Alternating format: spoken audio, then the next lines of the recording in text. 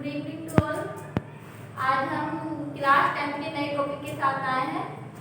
तो क्लास 10 का नया टॉपिक है यार type of chemical reaction.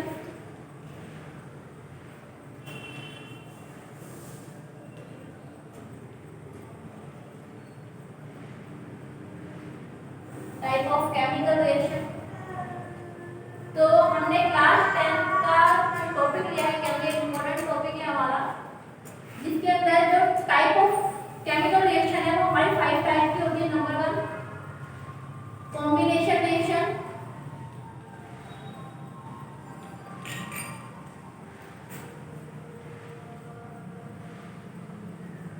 Second होती है इसके अंदर डीकंपोजिशन रिएक्शन,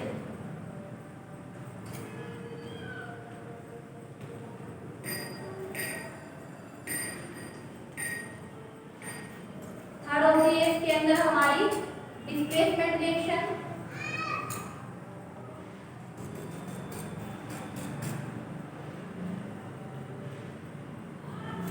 फोर्थ होती है हमारी डबल डिस्प्लेसमेंट रिएक्शन,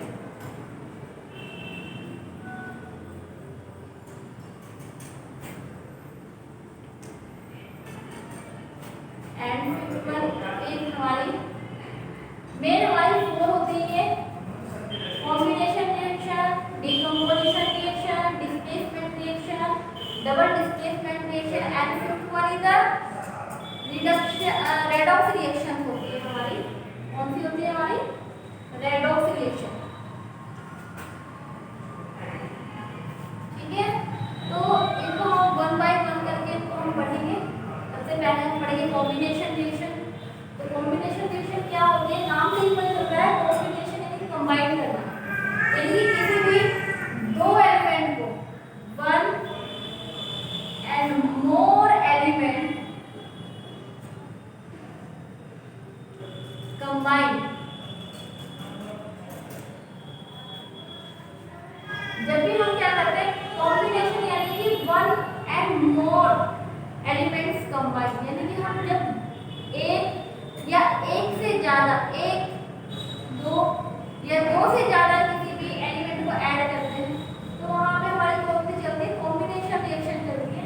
जैसे एग्जांपल के तौर पे हम ले लेते हैं, जैसे मैंने a प्लस b को ऐड किया और क्या बना दिया हमने? c, यानी कि दो को ऐड करके सिंगल प्रोडक्ट में अगर हम इसको कन्वर्ट करते हैं, यानी कि दो एलिमेंट को, या बोल सकते हैं दो रिएक्टेंट को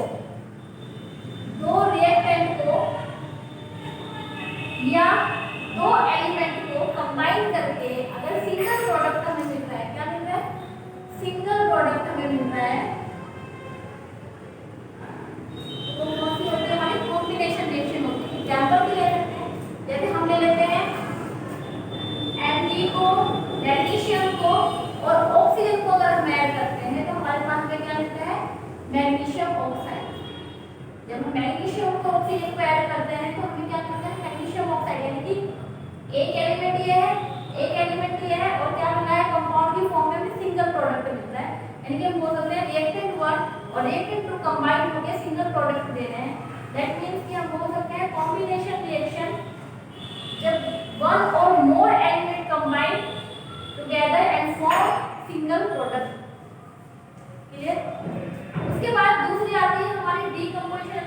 बहुत सारे एग्जांपल्स हैं हमारे कॉम्बिनेशन रिएक्शन के, जिनको हम पढ़ते हैं। जैसे हम वाटर के लिए ले सकते हैं H2 + O2 gives out H2O। ये भी हमारा कॉम्बिनेशन रिएक्शन है। क्यों? क्योंकि दो एलिमेंट मिलके या दो रिएक्टेंट मिलके एक सिंगल प्रोडक्ट दे रहे हैं, यानी कि हमारी कौन सी रिएक्शन होगी? कॉम्बिनेशन रिएक्शन होगी। Second one is decomposition reaction. Decomposition reaction होती कौन सी है? डीकंपोज करना, यानी कि सिंगल एलिमेंट को या सिंगल कंपाउंड को, single compound break down into two or more product या एलिमेंट। जब क्या होता है कोई सिंगल कंपाउंड होता है हमारे पास और वो ब्रेक डाउन हो जाता है दो या दो से ज्यादा प्रोडक्ट के अंदर। जैसे कि हम इसमें एग्जांपल्स में ले सकते हैं डीकंपोजिशन का हम एग्जांपल्स ले सकते हैं।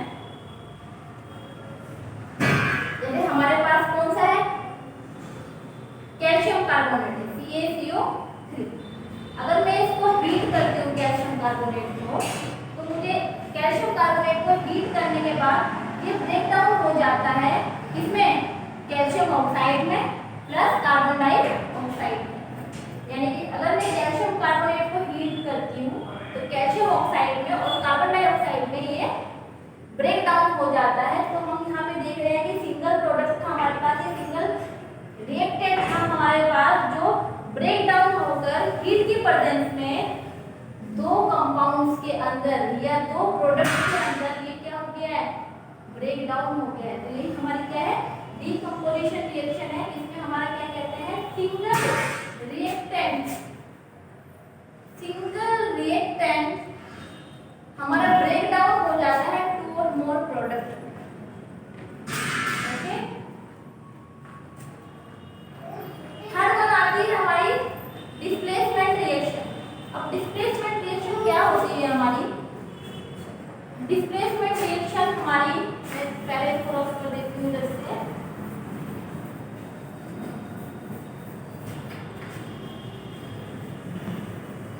डिस्प्लेसमेंट रिएक्शन होती है, डिस्प्लेसमेंट रिएक्शन के लिए डिस्प्लेस होना, किस चीज का डिस्प्लेसमेंट हुई है ना। तो डिस्प्लेसमेंट के लिए हमें एक चीज का पहले पता होना बहुत जरूरी है, रिएक्टिविटी सीरीज। अब रिएक्टिविटी सीरीज है क्या, देखिए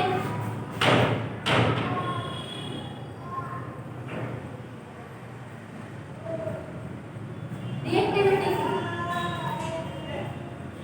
कुछ ऐसे एलिमेंट हैं, बोल सकते हैं मेटल्स हैं, जो क्या करते हैं, हमारे कुछ हाई रिएक्टिव होते हैं, कोई मॉडरेट भी होते हैं, कुछ लोअर रिएक्टिव होते हैं। तो वो हमारे रिएक्टिविटी सीरीज में आते हैं, जैसे कि potassium, sodium, calcium, magnesium, aluminium, zinc, iron, lead,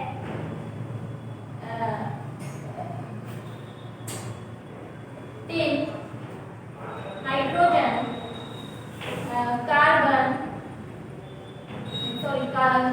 copper, silver, gold और प्लेट।